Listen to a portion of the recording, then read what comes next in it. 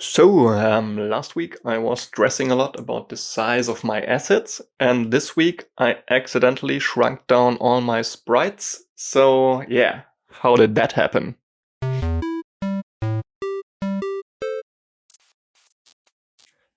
Well, after the back and forth with the asset size last week, I was ready to tackle new things. But your friendly neighborhood YouTube algorithm presented me with this. And my mind went straight to, ooh, that's so cool! I wonder if I can make my sprites as tiny as those. Obviously not in the same style, but in a similar size to that. Because one thing I really love about pixel art is that it can be really minimalistic and still capture so much emotion and atmosphere. Here are just a couple more examples to show you what I mean. So, of course, there is Frenrek, who is the artist behind Arco. And I mean, that's just beautiful. Then these here are from Vexed, and those teeny tiny characters just warm my little retro heart, I tell you.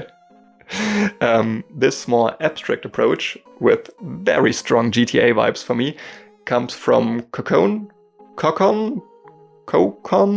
I don't know. They are all linked in the description, by the way. And I also love the character work done by Sly Nerd? Yeah, something like that. Let me just scroll down a bit. Look how tiny these are! That's just awesome. Don't get me wrong, I don't want to do this entire project in that size, but it might be really helpful for specific scenes. So yeah, let's do some shrinking. So, to make my life a bit easier, I built myself an electromagnetic shrink ray first.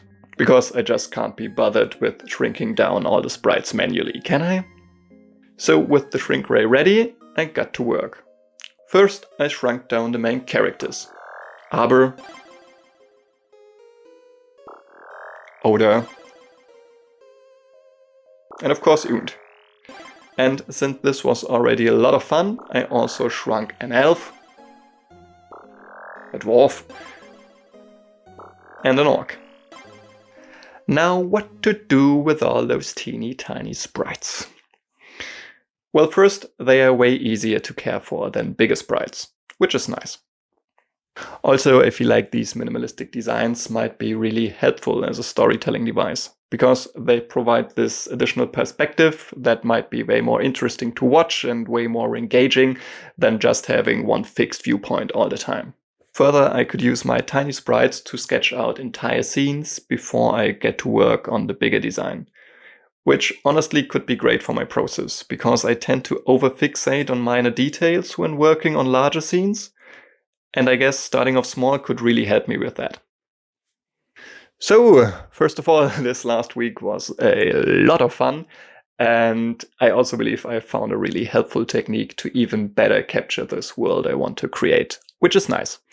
Yeah, anyway, that's all for today. Next week will be a bit more on the storytelling side of things. So I hope to see you soon. And until then, keep your whimsy, stay creative. Bye.